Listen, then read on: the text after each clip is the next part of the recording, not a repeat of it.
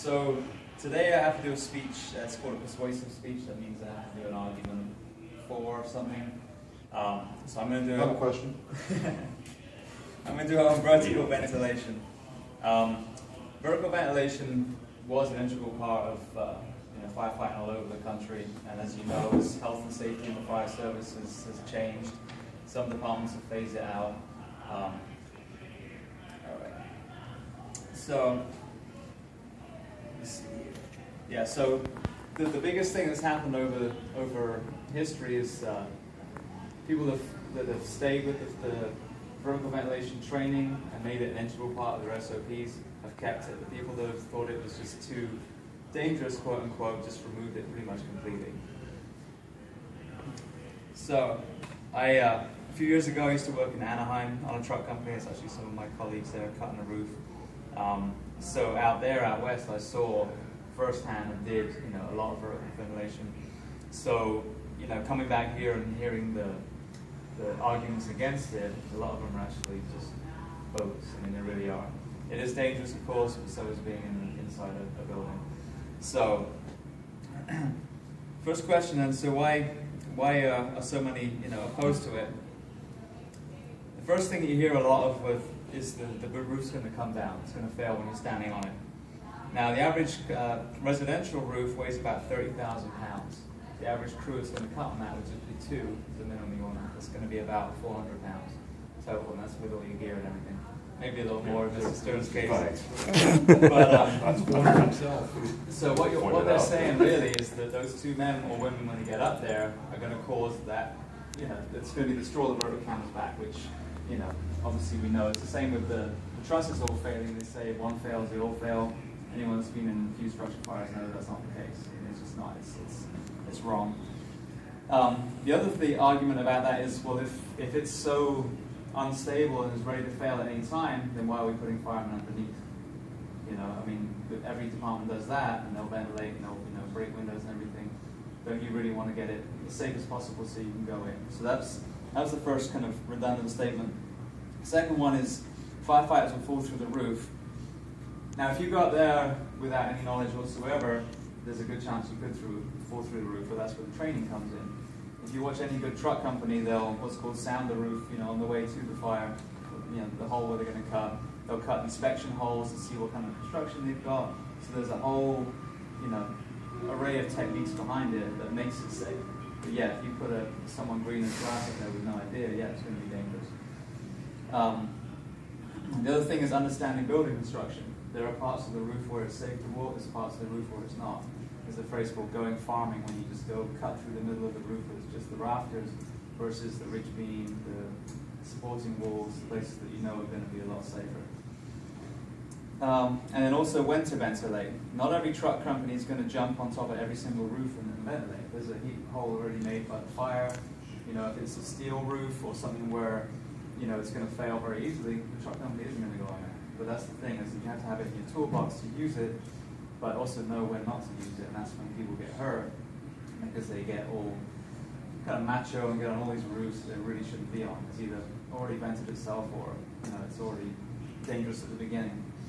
So this here is hard to see because obviously it's a small screen, but I compare the injuries from engine ops versus ventilation, and ventilation here combined is about 8% of all fireground injuries versus about 18% of fireground pump operations. So this whole thing about it's so dangerous up there, most of the operations go just fine. It's a pretty controlled environment up there. You're sounding out, you should be able to know whether it's going to hold you or not. So why does the vertical ventilation work? Well, there's a thing called the chimney effect. Heat and superheated gases and smoke all rise, as we all know. They're all going to the highest part. If you're going to build a house and you put a fireplace in there, you're going to build a chimney. Well, it's exactly the same thing with a structure fire. If you cut a hole in the ceiling, in the roof, all that smoke and heat goes out. Now all of a sudden you've made a much more tenable atmosphere within the fire for the firefighters, for the victims, and visibility too. That's where a lot of firemen get hurt. The interior is just tripping over things, getting lost. You eliminate all that.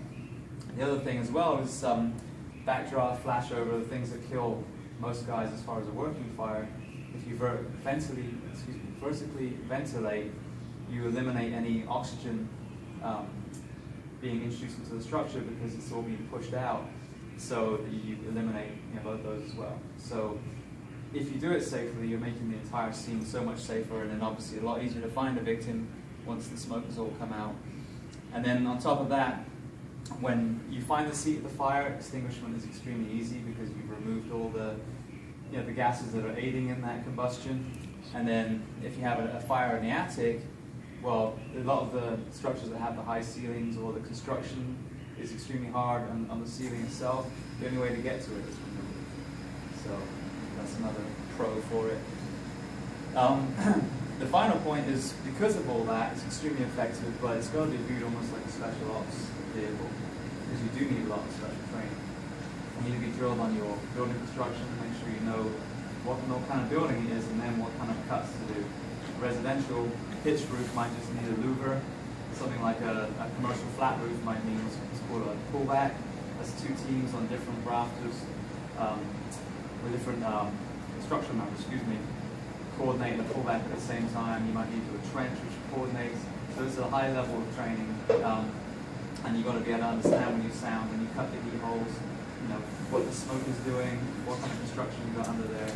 So in order to have an effective truck company, you've got to budget and prepare to train them, and to be able to drill, so you obviously have some top, keep cutting, using those tools that are coming from history. So, and then the final thing is ladders. To gain access to the roof, you've got to be proficient with your ladders. Even just a residential structure fire, you need a minimum of two. One to get on the roof, and then two to get off the roof if it hits the fan. Obviously, commercial, we're looking at a lot more than that.